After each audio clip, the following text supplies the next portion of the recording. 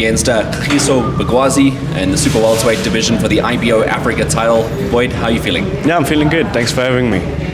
Yeah, and of course, back to the belts again. Last time you fought for a belt, I think it was the WBA Pan-African title. It's now another one that you can add to your collection. You must be excited that it's a title fight. Yeah, I'm super excited. I fought for the WBA. I won the WBA, and I've actually fought for the IBO before, but I lost it in the final of the Super 4 to Brandon Tace. Both belts were on the line during that fight, so it's nice to get a shot at that belt again. I'm excited to have a second chance. And of course, new upcoming promotion. Obviously, Kevin Arena is the face of it. He's building up a brand on that side. For you to be involved on the promotion for a second time, are you excited?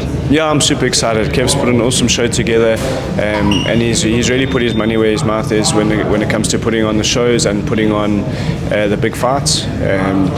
So I'm excited to compete in Aquila again, and I think it's an awesome way to do exactly what he said he would do, and that's grow the sports of boxing, just like Boxing 5 is doing. So yeah, I'm super excited to be on that show.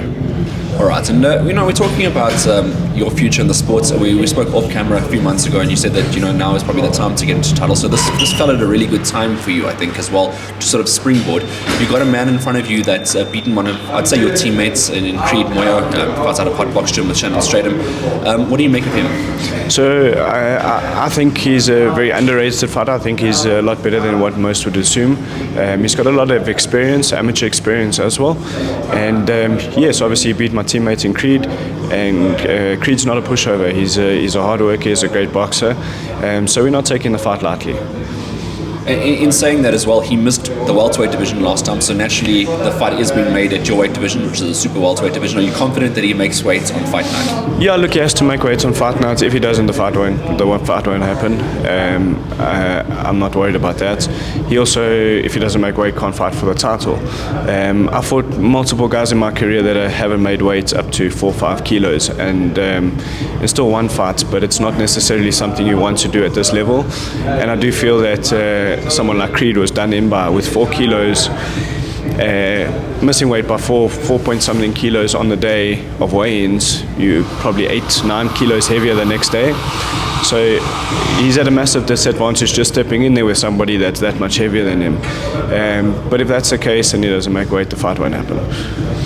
It's obviously more rounds for you as well, more time to express yourself like you've done in the past, building yourself back up to the stage. How's the training camp been like, particularly building towards more rounds? So the training camp's been tough. It always is tough, but specifically just building up to a 10-rounder and 12-rounder again.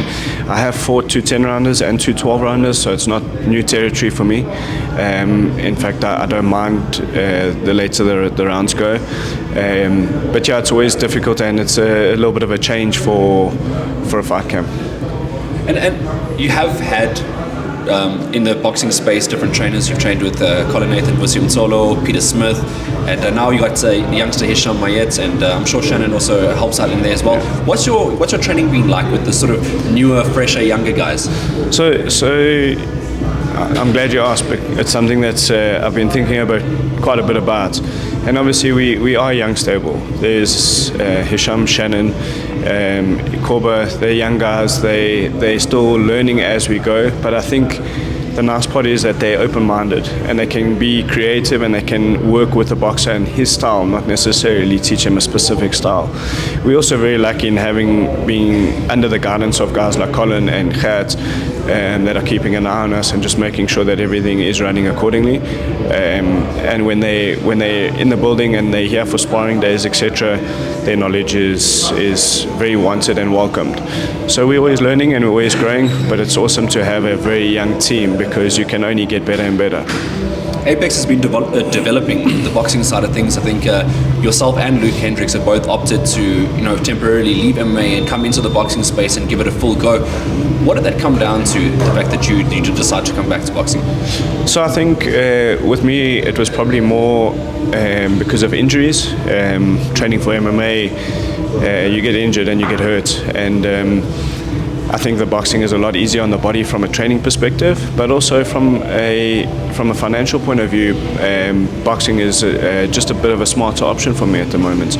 And I think Lukey's at the same point in his career. He can fight both sports, which is great. If he ever wanted to jump back into MMA with a boxer with an accomplished record, there's always a story behind it and there's always something to be told. So I think it's nice to be able to compete in different combat sports and do well in both. I've always wanted titles in both sports. I've had titles in both sports, and that's never not an option. Yeah, no, I like the fact that this fight came about as well, because it also paints a narrative, because Bagwasi was on the last Aquila Boxing show as well, so it kind of shows people, the audience out there, it's not just a random guy that's coming in that you don't know of. You've seen a little bit of him and what he can do. Where does he rate amongst the previous opponents that you've had in the boxing ring? So my next opponent is always my toughest opponent, regardless of his record and his ranking.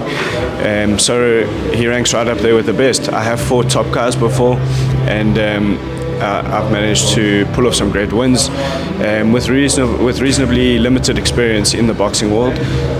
But I don't take anyone lightly, and at the moment he's probably my toughest challenge. And how do you pick and choose and navigate sort of your career path at this point? Because we're seeing that, yes, the title shot was probably in the plans for this year, but going forward, how do you map that out? So I think if all goes well and we manage to get the win here, we can challenge for the IBO Continental title. It puts us in the lineup, so I think that would be probably the next goal. And there's obviously also jumping between mixed martial arts and boxing. So staying active is my main concern. I enjoy fighting, whether it's in boxing or MMA, but staying active is what I really like, and as long as I'm competing, I'm happy. But to get to a world title shot would be the ultimate goal, I think, and possibly multiple titles. So I think it's good for me. It keeps me strong, keeps me focused and fit, and it's good for the gym, and to have somebody with that type of experience helping others grow and learn. It's a stigma in boxing, and I know you're no stranger to fighting Southpaws, but he is a Southpaw, is Bagwasi, which always adds a little bit more difficulty to a fight. How have you seen him compared to some of the other Southpaws that you've? He's a good Southpaw. He sticks to the basics, and he's also sort of a counter fighter, which makes things a little bit more difficult rather than somebody just sort of walking into shots. I have fought really good Southpaws. Alexander Zorowski was one of them. He was probably one of the top Southpaws that I fought, and a very difficult campaigner. So I'm no stranger to the stance. I also enjoy the technicalities of having to fight both Orthodox and Southpaw. So looking at him, Botswana national team, multiple-time champion, him and his brother, Stephen Bagwasi. But Khagiso, he's an undefeated young fighter, so you can expect him to be super hungry on the day. What are you going to do to stop him? So I'm obviously looking at him as a puzzle that we need to break down, and there's not much on him from a sort of viewership point of view. If you're going to look for fights, it's difficult to see anything on him.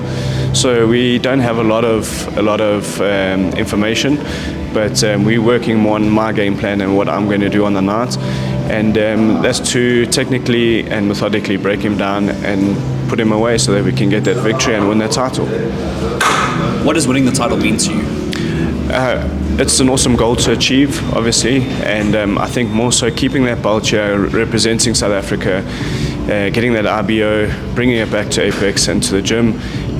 But for me personally, it's just an awesome achievement and a third title for me.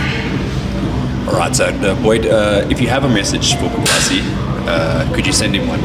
So I don't have a message for him. Good luck with training camp.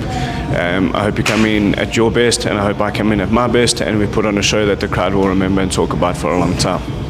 Well, we look forward to seeing the Apex Army back in the house at the Galleria in Sanson coming up now in June. Anything lastly from you, Boyd? Any thank yous, any shout outs? Look, the Apex Army will be there in full force. They're looking forward to it. We've got a lot of supporters coming through, so we're going to make some noise on the night. And yeah, just thank you to you guys from SA Boxing Talk, Kevin Lorena from Aquila Promotions. I think they're going to put on an awesome show, and I'm looking forward to it. Awesome. All the best for your fight. Shot.